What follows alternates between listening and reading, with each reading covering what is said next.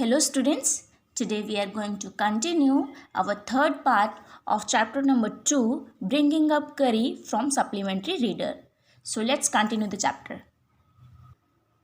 अब तक हमने सेकंड पार्ट में पढ़ा था कि जो राइटर है वो अपने डाइनिंग रूम पे बैठा हुआ है और वो देखता है कि तभी अचानक से एक स्नेक जैसा कुछ आता है और उसके घर में जो फ्रूट्स रखे थे टेबल पे वो सारे फ्रूट्स अचानक से गायब हो जाता है लेकर।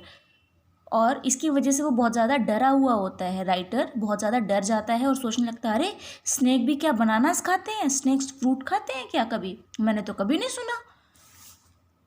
I crept out of the room and with great fear in my heart ran out of the house, feeling sure that the snake would come back into the house, eat all the fruits and kill all of us. और वो चुपचाप रेंगता हुआ, crept means होता है रेंगना, तो बहुत रेंगता हुआ धीरे धीरे चलता हुआ रूम के बाहर आता है और बहुत ज़्यादा डर से भर गया होता है वो, उसके अंदर बहुत ज़्यादा डर होता है कि अरे स्नेक है, सारे फ्रूट्स खा जाएगा। और उसको लग रहा होता है कि अब ये जो स्नेक है पक्का सारे के सारे फ्रूट्स खा जाएगा, साथ में हम लोगों को मार देगा। As I went out, I saw Curry's bag disappearing in the direction of the pavilion, and I was so frightened that I wanted his company to cheer me up. और फिर राइटर बताता है मैं जैसे ही घर के बाहर आया भाग के, तो मैं देखता हूँ कि करी का जो बैक है मीन्स करी की जो पीठ थी वो उसको दिख रही थी और वो पवेलियन की तरफ जा रहा था। उसे पता चल जाता अच्छा करी पवेलियन की तरफ जा रहा है, तो वो बहुत ज़्यादा डरा भी हुआ था, इसलिए वो एक कंपनी चाहता है, मीन्स कम से कम कोई साथ हो तो वो डरेगा नहीं।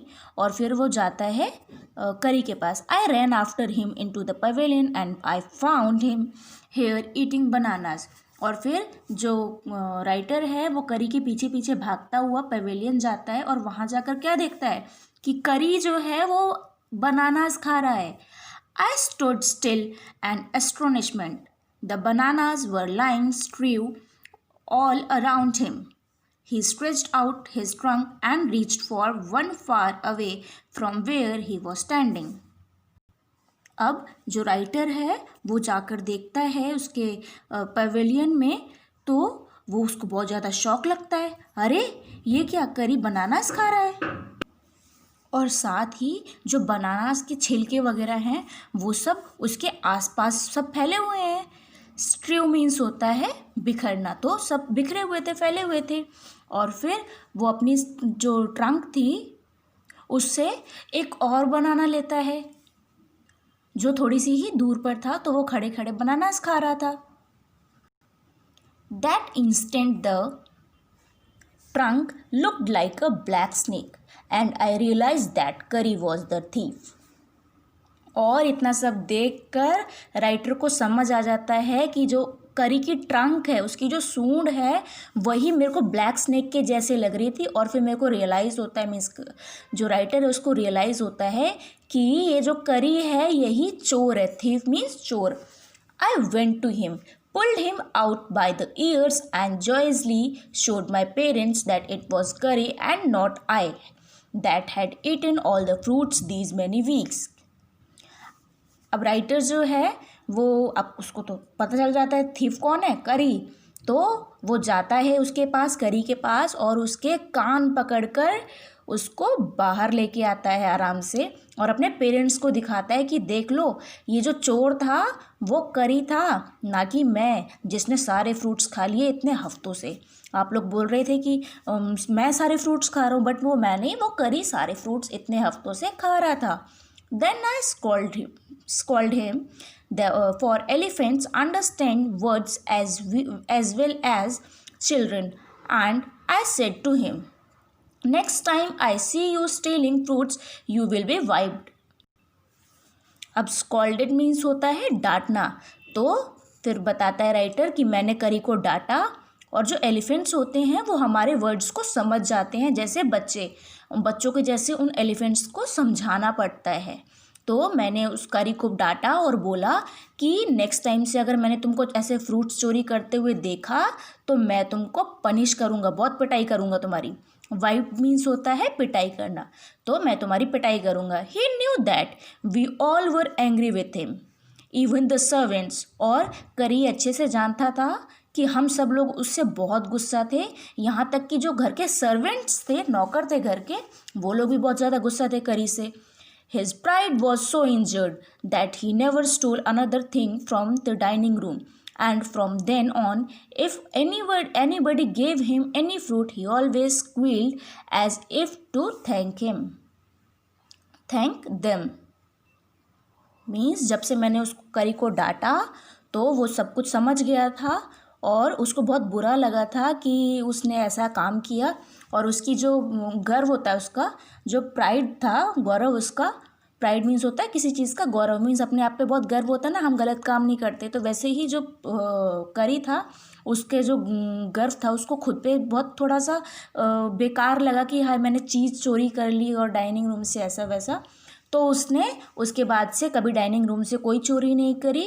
और अगर कोई उसको फ्रूट्स देता था तो वो ऑलवेज स्क्वील्ड मीन्स होता है चिल्लाना. तो वो अपनी जो आवाज़ होती है उससे थैंक यू बोलता था उनको. An elephant is willing to be punished for having done wrong, but if punish him without any reason, he will remember it and pay you back in your own coin. और जो elephants होते हैं वो उनको अगर हम punishment देते हैं उनकी गलती के लिए तो वो अपनी पनिशमेंट एक्सेप्ट कर लेते हैं. बट अगर उनको हम बिना गलती के पनिशमेंट देते हैं तो फिर वो हमको बैक भी करते हैं, मीन्स हमारे ऊपर हमला भी कर सकते हैं. An elephant must be taught when to sit, when to walk, when to go fast and when to go slow. जो एलिफेंट्स होते हैं उनको समझाना पड़ता है कि कब बैठना है, कब चलना है, कब तेज़ चलना है या कब धीरे चलना हो. You teach him these things as you teach a child. और हमें ये सब जो चीज़ें हैं एलिफेंट को एकदम ऐसे सिखानी पड़ती है जैसे हम छोटे बच्चों को सिखाते हैं. इफ़ यू से धत and pulled him by the ears he will gradually learn to sit down. अगर आप उसको बोलते हैं धत और उसके ईयर्स को पकड़ते हैं तो वो समझ जाएगा कि उसको बैठना है. ऐसे ही similarly if you say Mali and pull his trunk forward, he will gradually learn that it is the signal to walk. और अगर हम उसको ऐसे ही अगर उसको बोलेंगे माली और उसकी जो ट्रंक है उसकी सूंड उसको थोड़ा आगे को खींचेंगे तो वो समझ जाएगा कि उसको सिग्नल मिल रहा है चलने का. करी लर्न माली after 3 lessons but it took him 3 weeks to learn that. जो करी है उसको माली वर्ड सीखने में, मीन्स माली का मतलब क्या होता है उसको सीखने में 3 लेसन लग गए. 3 लेसन में वो समझ गया था माली का मतलब. बट उसको धत का मतलब समझाने के लिए पूरे 3 weeks लग गए. He was not good at sitting down. और वो बैठने में बिल्कुल सही नहीं था, मीन्स उसको बैठने का पता ही नहीं चलता था कब बैठना है. And do you know why an elephant should be taught to sit down. और क्या आप जानते हो एलिफेंट को बैठने के लिए क्यों सिखाना पड़ता है? Because he grew taller and taller than you who take care of him, so that when he is 2 or 3 years old you can only reach his back if with a ladder. और क्या आप जानते हो elephant को बैठना क्यों सिखाना पड़ता है? क्योंकि जो एलिफेंट होते हैं वो हमेशा बढ़ते जाते हैं और वो बहुत ज़्यादा लंबे हो जाते हैं. और जब वो 2 या 3 साल के होते हैं तो हम उनकी जो बैक होती है, उनकी जो पीठ होती है, वहाँ तक सीढ़ी लगाकर चढ़ सकते हैं. बट और बड़े होते जाएंगे तो हम कैसे पहुँचेंगे? इसलिए उनको बैठना सिखाया जाता है.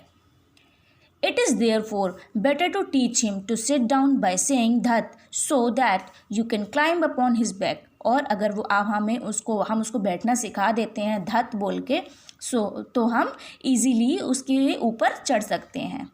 For who would want to carry a ladder around all the time?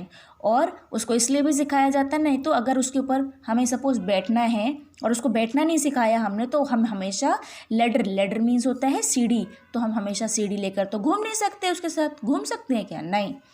The most difficult thing to teach an elephant is the master call.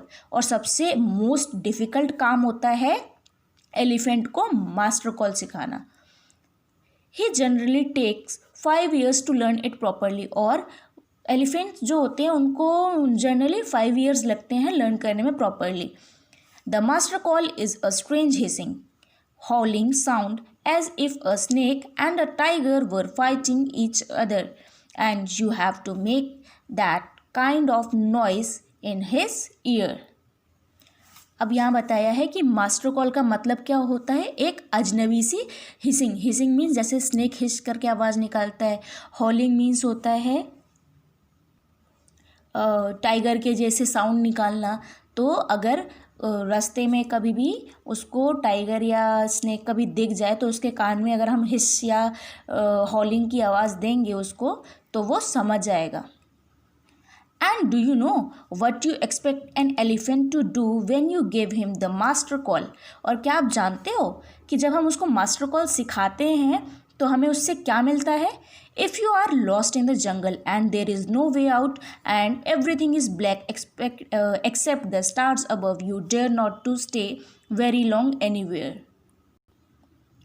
Means master call elephant को इसलिए भी सिखाया जाता है कि अगर आप मान लो कभी जंगल में गुम हो गए और आपके पास कोई रास्ता नहीं है जाने का और बहुत अंधेरा है, बस पूरी जगह अंधेरा अंधेरा है, सिर्फ स्टार्स दिखाई दे रहे हैं आसमान में और आप उस जगह ज़्यादा देर तक नहीं रुक सकते हो, the only thing to do then is to give the master call and at once the elephant pulls down the tree in front of him with his trunk. और फिर जब हमें कुछ नहीं दिख रहा है, सब जगह अंधेरा है, तो जो हमारा एलिफेंट होता है हमने उसको मास्टर कॉल सिखाई होती है, वो काम आती है। और एलिफेंट क्या करता है, सारे के सारे पेड़ जो होते हैं उसके रास्ते में आते जाते हैं उनको गिरा के तोड़ता जाता है अपनी सूंड से।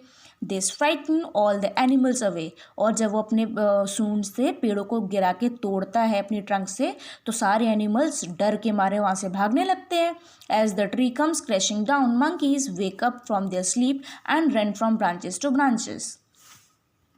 और इसी डर की वजह से सारे के सारे जानवर जब डर जाते हैं और एलिफेंट सारे पेड़ तोड़ने लगता है, गिराने लगता है, तो वहाँ के जो मंकीज़ होते हैं अगर रात में सो रहे होते हैं वहाँ से उठ के भागने लगते हैं। ब्रांच मीन्स अलग अलग टहनियों में, एक टहनी से दूसरी टहनी करते हुए वहाँ से भाग जाते हैं। You can see them in the moonlight and you can almost see the stag running in all directions below. You can hear the growl of the tiger in the distance. Even he is frightened. Then the elephant pulls down the next tree and the next and the next. Soon you will be find that he has made a road right through the jungle straight to your house. Means जब सारे के सारे बंदर ऐसे यहाँ वहाँ भागने लगते हैं, ये सब हम मूनलाइट में देख सकते हैं। जब थोड़ा सा चांद निकला होता है तो थोड़ा तो उजेला होता है, ये हमें पता चल जाता है। और ऐसे ही सारे के सारे जो जानवर होते हैं वो सब यहाँ वहाँ अलग अलग डायरेक्शन में, सारे डायरेक्शन में भागने लगते हैं। और हमें अगर टाइगर की आवाज़ भी सुनाई देती है तो भी हमें डर नहीं लगता, उल्टा जो टाइगर होता है वो डर जाता है क्योंकि एलिफेंट सारे के सारे पेड़ यहाँ से वहाँ तोड़ तोड़ के फेंक रहा होता है और चलते जाता है उसके रास्ते में जितने भी पेड़ आएंगे सबको गिराता जाता है। और ऐसे करने से हम जल्दी ही रोड पर पहुँच जाते हैं और सीधा अपने घर की तरफ जा सकते हैं। So this was our chapter bringing up करी, रिटन बाय धन Gopal Mukherjee from Curry the Elephant. Thank you, students.